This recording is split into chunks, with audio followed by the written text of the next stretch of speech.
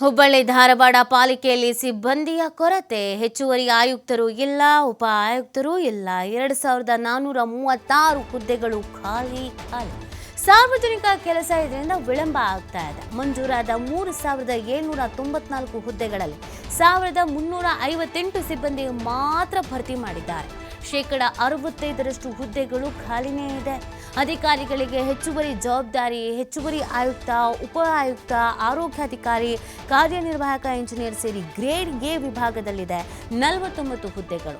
ಇವುಗಳಲ್ಲಿ ಕೇವಲ 32 ಹುದ್ದೆಗಳು ಮಾತ್ರ ಭರ್ತಿ ಮಾಡಿದ್ದಾರೆ. ಮಹಾನಗರ ಪಾಲಿಕೆಯಲ್ಲಿ 12 ವಲಯಗಳಿದೆ. 7 ವಲಯಗಳಿಗೆ ಅರ್ಹತೆ ಇಲ್ಲದವರಿಗೆ ಸಹಾಯಕ ಆಯುಕ್ತರ ಜವಾಬ್ದಾರಿಯನ್ನು ನೀಡಲಾಗಿದೆ. ಸೊ ಮಹಾನಗರ ಪಾಲಿಕೆ ಅಂತ 12 ವಲಯಗಳಿದೆ.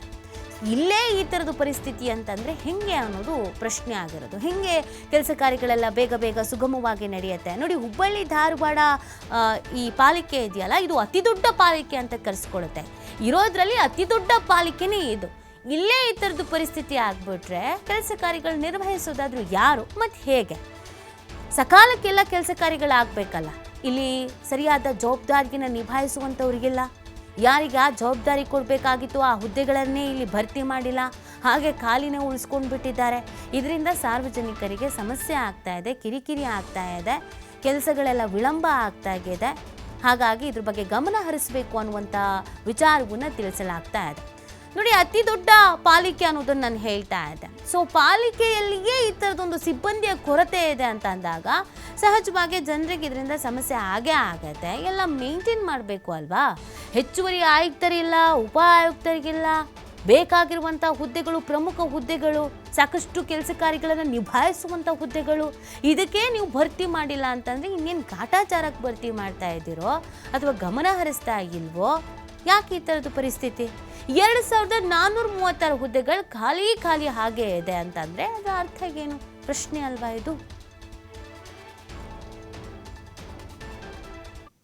ನೋಡಿ, ಈಗಾಗಲೇ ನಾನು ಸಂಬಂಧಪಟ್ಟಿರ್ತಕ್ಕಂಥ ಎಲ್ಲ ಅಂಕಿಅಂಶಗಳನ್ನು ಮೊನ್ನೆ ನಡೆದಂಥ ಸದನದಲ್ಲಿ ವಿಸ್ತೃತವಾಗಿ ಅದರ ಬಗ್ಗೆ ಚರ್ಚೆಯನ್ನು ಮಾಡಿದ್ದೀನಿ. ಸುಮಾರು 77% ಡಿ ಕ್ಯಾಟಗರಿ ಇರ್ತಕ್ಕಂಥ 77%, ಬಿ ಕ್ಯಾಟಗರಿಯಲ್ಲಿ 65%, ಎ ಮತ್ತು ಬಿ ಕ್ಯಾಟಗರಿಯಲ್ಲಿ ಸುಮಾರು 33-35% ಹುದ್ದೆಗಳು ಇವತ್ತು ಖಾಲಿ ಇದ್ದಾವೆ. ಹಾಗಾದರೆ ಇವತ್ತು ಮಹಾನಗರ ಪಾಲಿಕೆಯನ್ನು ಯಾವ ರೀತಿಯಾಗಿ ನಡೆಸಬೇಕು ಅಥವಾ ಜನರ ಸಮಸ್ಯೆಗಳನ್ನು ಆಲಿಸೋರು ಯಾರು, ಜನರ ಸಮಸ್ಯೆಗಳಿಗೆ ಸ್ಪಂದನೆ ಮಾಡೋರು ಯಾರು, ಬೇಕಾಗಿರ್ತಕ್ಕಂಥ ಅಧಿಕಾರಿಗಳು ಇವತ್ತಿಲ್ಲ. ಒಬ್ಬೊಬ್ಬ ಅಧಿಕಾರಿಗೆ 4-5 ಹುದ್ದೆಗಳನ್ನು ಕೊಡ್ತಕ್ಕಂಥ ಇವತ್ತು ಪ್ರಸಂಗ ನಮ್ಮ ಹುಬ್ಬಳ್ಳಿ ಧಾರವಾಡ ಮಹಾನಗರ ಪಾಲಿಕೆಯಲ್ಲಿ ಬಂದಿದೆ. ಡಿ ಕ್ಯಾಟಗರಿಗೆ ಸಂಬಂಧಪಟ್ಟಂತೆ ಈಗಾಗಲೇ ಔಟ್ಸೋರ್ಸ್ ಮ್ಯಾಗ ಸುಮಾರು 2000 ಹುದ್ದೆಗಳನ್ನು ತೊಗೊಳಂತ ಮಾಡಿದ್ದಾರೆ. ಅಲ್ಲಿ ಇನ್ನೂ ಒಟ್ಟಾರೆ ಎಲ್ಲ ಮಾಡಿದ್ರೆ 349 ಹುದ್ದೆಗಳು ಇನ್ನೂ ಖಾಲಿ ಇದ್ದಾವೆ. ಅಂದರೆ ಡಿ ಒಳಗೆ ಇರ್ತಕ್ಕಂಥದ್ದು ಖಾಲಿ ಇದ್ದಾವೆ. ನಮಗೆ ಮೇಜರಾಗಿ ಬೇಕಾಗಿರುತ್ತೆ ಎ ಮತ್ತು ಬಿ ಕ್ಯಾಟಗರಿಗೆ ಸಂಬಂಧಪಟ್ಟಿರ್ತಕ್ಕಂಥ ಹುದ್ದೆಗಳು ನಮಗೆ ಬೇಕಾಗ್ಯಾವ. ಹೀಗಾಗಿ ತಕ್ಷಣ ಅವನು ಭರ್ತಿ ಮಾಡಬೇಕನ್ನುವಂಥದ್ದು ನಾನು ಆಗ್ರಹವನ್ನು ಮಾನ್ಯ ಸಚಿವರಿಗೆ ಮಾಡಿದ್ದೇನೆ. ಬೈರತಿ ಸುರೇಶ್ ಅವರಿಲ್ಲ, ಅವರ ಪರವಾಗಿ ಪ್ರಿಯಾಂಕಾ ಖರ್ಗೆ ಇವರು ನಮ್ಮ ಕೃಷ್ಣ ಬೈರೇಗೌಡರು ಅವತ್ತು ಉತ್ತರವನ್ನು ಕೊಟ್ಟಿದ್ದಾರೆ. ಅವರು ಇದಕ್ಕೆ ಒಪ್ಕೊಂಡಿದ್ದಾರೆ. ಹೌದು, ನಮ್ಮ ಕಡೆಯಿಂದ ಲ್ಯಾಪ್ಸಿಸ್ ಆಗ್ತಿದೆ ಅಂತಂದೇಳಿ ಬೇರೆ ಇದರಿಂದ ಎರವಲು ಪಡೆದು ಇಲ್ಲಿ ಅಧಿಕಾರಿಗಳನ್ನು ಕಳಿಸುವಂಥ ಪ್ರಯತ್ನ ನಾವು ಮಾಡ್ತೇವೆ ಅಂತಕ್ಕಂಥ. ಆ್ಯಕ್ಚುಲಿ ನಮ್ಮ ಹುಬ್ಬಳ್ಳಿ ಧಾರವಾಡ ಮಹಾನಗರ ಪಾಲಿಕೆಯಲ್ಲಿ ಸಾಕಷ್ಟು ಹುದ್ದೆಗಳು ಖಾಲಿ ಇದ್ದಾವೆ. ಉಪ ಆಯುಕ್ತರ ಹುದ್ದೆಯಿಂದ ಹಿಡ್ಕೊಂಡು ನಮ್ಮ ಡಿ ಗ್ರೂಪಿನವರೆಗೂ ಸಾಕಷ್ಟು ಹುದ್ದೆಗಳು ಖಾಲಿ ಇದ್ದಾವೆ. ಇದರ ಬಗ್ಗೆ ಮೊನ್ನೆ ಶಾಸಕರಾದ ಮಹೇಶ್ ತೆಂಗಿನಕಾಯಿ ಅವರು ಧ್ವನಿ ಎತ್ತಿದ್ದಾರೆ ಸದನದಲ್ಲಿ. ಅದೇ ರೀತಿಯಾಗಿ ನಾವು ಸರ್ಕಾರಕ್ಕೆ ಮನವಿ ಮಾಡ್ತೀವಿ. ಯಾಕಂತಂದ್ರೆ ಇದು ಸರ್ವಿಸ್ ಓರಿಯೆಂಟೆಡ್ ಹುಬ್ಬಳ್ಳಿ ಧಾರವಾಡ ಮಹಾನಗರ ಪಾಲಿಕೆ. ಯಾಕಂದ್ರೆ ನಾವು ದಿನನಿತ್ಯ ಸಾರ್ವಜನಿಕರಿಗೆ ಸೇವೆಗಳನ್ನ ಒದಗಿಸಬೇಕು. ಆ ನಿಟ್ಟಿನಲ್ಲಿ ಹುದ್ದೆಗಳು ಇತ್ತಂತಂದರೆ ನಮ್ಗೆ ಅನುಕೂಲ ಆಗ್ತೈತಿ. ಹಾಗಾಗಿ ಇದರ ಪರವಾಗಿ ಸರ್ಕಾರಕ್ಕೆ ಗಮನ ಸೆಳೆತೇನೆ ಮತ್ತು ನಮ್ಮ ಪರವಾಗಿ ನಾವು ಪತ್ರವನ್ನು ಮುಖ್ಯಮಂತ್ರಿಯವರಿಗೆ ನಾನು ಕಳಿಸ್ಕೊಡ್ತೇನೆ.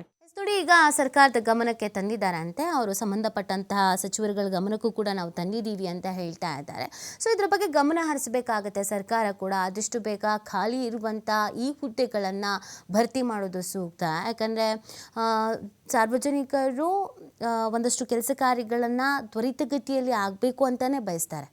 ಇಲ್ಲಿ ವಿಳಂಬ ಆಗ್ತಾ ಇದೆ, ಸಂಬಂಧಪಟ್ಟಂಥ ಅಧಿಕಾರಿಗಳಿಗಿಲ್ಲ, ಅಥವಾ ಇರೋಂಥವರಿಗೆ ಅದು ಜವಾಬ್ದಾರಿ ಹೆಚ್ಚಾಗ್ತಾ ಇದೆ, ಹೆಚ್ಚಿನ ಪ್ರೆಷರ್ ಅನ್ನೋದು ಬೀಳ್ತಾ ಇದೆ. ಹೀಗಿದ್ದಾಗ ಕಾರ್ಯ ಒತ್ತಡ ಅಂತ ಇದ್ದಾಗ ನೆಗ್ಲಿಜೆನ್ಸಿ ಸಹಜವಾಗಿ ಇದ್ದೇ ಇರುತ್ತೆ. ಕೆಲಸ ಕಾರ್ಯಗಳಾಗ್ದೇ ಹಾಗೆ ಉಳ್ಕೊಂಡು ಬಿಡುತ್ತೆ. ಆ ಕಾರಣಕ್ಕಾಗಿ ಗಮನ ಹರಿಸಿ ಆದಷ್ಟು ಬೇಗ ನೇಮಕ ಮಾಡೋದು ಸೂಕ್ತ.